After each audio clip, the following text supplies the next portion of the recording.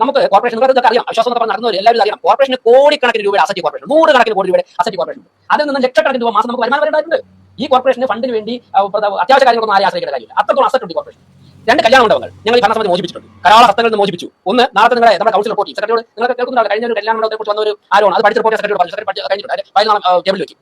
കമലേശ്വര കല്യാണ മണ്ഡപം അത് മോചിപ്പിച്ചു. അതോടൊപ്പം തന്നെ മുഴവുമുള്ള കല്യാണ മണ്ഡപം, മുഴവുമുള്ള കരാർ ചെയ്തതെന്ന് അറിയാം വർഷങ്ങളായിട്ട്. അവിടെ കല്യാണ മണ്ഡപം ഉണ്ട്. ആ കല്യാണ മണ്ഡപം കരാറുകാരനും കോർപ്പറേഷൻ തമ്മിൽ എഗ്രിമെന്റ് അവസാനിച്ച് വർഷങ്ങളായി. പക്ഷേ കരാറുകാരൻ നടത്തിക്കൊണ്ടിരിക്കുക, 1 രൂപ കോർപ്പറേഷൻ അടക്കുന്നില്ല. ഇതുപോലെ 100 കണക്കിന് കോർപ്പറേഷന്റെ കെട്ടിടങ്ങൾ പലയിടത്തും സ്വകാര്യ വ്യക്തികൾ കൈകാര്യം ചെയ്യുക. ഇതൊക്കെ തന്നെ സിപിഎമ്മിന്റെ പ്രാദേശിക നേതാക്കന്മാരെ പ്രധാനപ്പെട്ട വരുമാനം ഈ ഹാളുകളിൽ നിന്നും അതോടൊപ്പം തന്നെ ഇത്തരത്തിലുള്ള കോർപ്പറേഷൻ അസറ്റ് കൈകാര്യം ചെയ്യുന്നതാണ്. അതൊക്കെ തന്നെ ഒന്നൊന്നായി കണ്ടെടുത്ത് അതിന് അടിവേറിറക്കുന്ന നടപടിയാണ് കഴിഞ്ഞ 6 മാസം കൊണ്ട് ഈ ഭരണസമിതി രാത്രിയും പകലുമായി ചെയ്തുകൊണ്ടിരിക്കുന്നത്.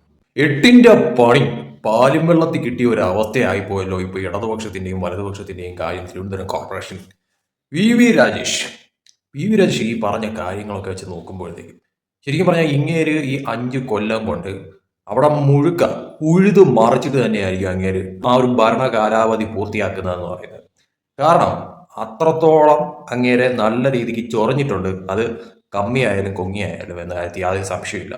അപ്പോൾ അതിന് തക്കവണ്ണമുള്ള പണി കൊടുത്തിട്ടേ അങ്ങേര് ഇനി അതിനുള്ളിൽ നിന്നും ഇറങ്ങത്തുള്ളൂ എന്ന് തീരുമാനിച്ച് തന്നെയാണ് ഇനി അങ്ങോട്ട് പല കാര്യങ്ങളും ചെയ്യാൻ പോകുന്നത് എന്നുള്ളത് വ്യക്തമാണ്. എന്തായാലും സംഖ്യയെ കയറി ചൊറിഞ്ഞിട്ട് അവസാനം കമ്മിയും കൊങ്ങിയും പണി വാങ്ങിച്ചു കൂട്ടുന്ന തരത്തിലോട്ട് കാര്യങ്ങൾ തിരുവനന്തപുരം കോർപ്പറേഷനിൽ എത്തിച്ചിട്ടുണ്ട്. അതിനിടയിൽ തന്നെയാണ് മറ്റൊരു കാര്യം എന്ന് പറയുന്നത് ശബരിനാഥന്റെ കാര്യം. ഇതിപ്പോ UDF അവിശ്വാസ പ്രമേയം കൊണ്ടുവന്നു, അവിടെ എന്തോ മലമറിക്കാൻ പോകുന്നു എന്നൊക്കെ പറഞ്ഞുകൊണ്ടുള്ള ഒരു പുകമറയൊക്കെ ഉണ്ടാക്കിയിട്ട് ഇപ്പൊ എന്തായി അവസ്ഥ? ഇപ്പൊ എവിടെ പോയി അവിശ്വാസ പ്രമേയം?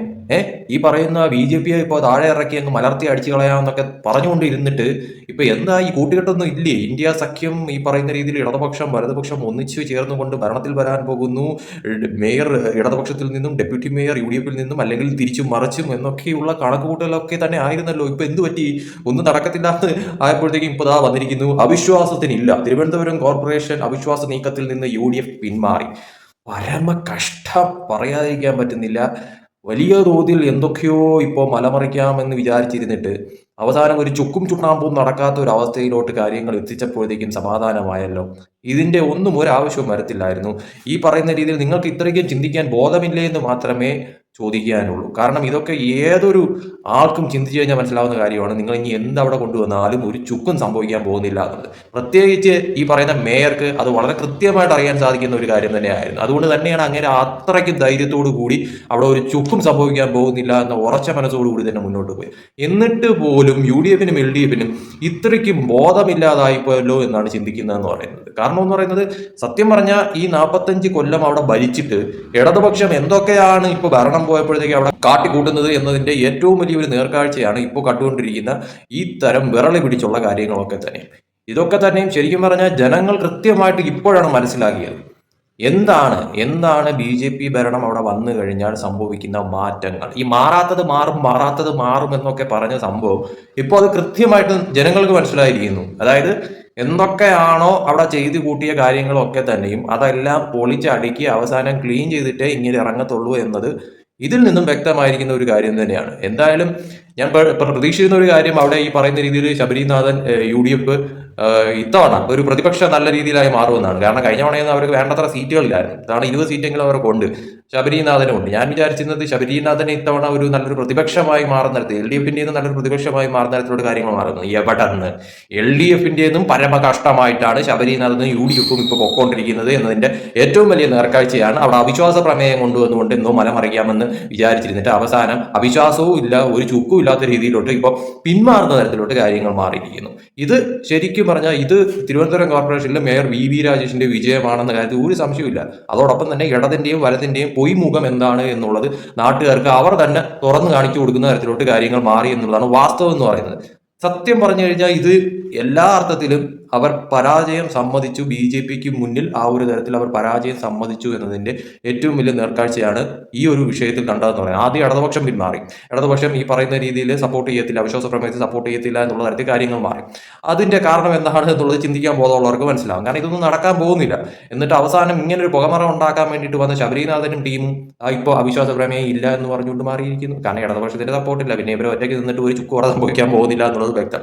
ഇത് നാണം കെട്ട് പോയില്ലേ? സത്യം പറഞ്ഞാൽ ഈ ഒരു നിമിഷം നാണം കെട്ട് പോകുന്ന ഒരു അവസ്ഥയിലോട്ട് കാര്യങ്ങൾ എത്തിച്ചില്ലേ? ഇതിന്റെ എന്ത് ആവശ്യം ഉണ്ടായിരുന്നു തിരുവനന്തപുരം കോർപ്പറേഷൻ? ശരിക്കും പറഞ്ഞാൽ മാന്യമായിട്ട് പ്രതിപക്ഷത്ത് ഇരുന്നുകൊണ്ട് പ്രതിപക്ഷം എന്താണ് എന്നുള്ളത് BJP കാണിച്ചു കൊടുക്കുന്ന തരത്തിലോട്ട് കാര്യങ്ങൾ മാറ്റിയല്ലായിരുന്നു വേണ്ടത്. ഇതിപ്പോ ആകപ്പാട് ജനങ്ങൾക്ക് മുന്നിലും നാണം കെട്ട അവസ്ഥയിലോട്ട് എത്തിച്ചു. ഇതിപ്പോ BJPക്ക് മുന്നിലും തോൽവി വഴങ്ങേണ്ടി വരുന്ന തരത്തിലോട്ട് കാര്യങ്ങൾ മാറി എന്നുള്ള തരത്തിലോട്ട് കാര്യങ്ങൾ എത്തിച്ചില്ല.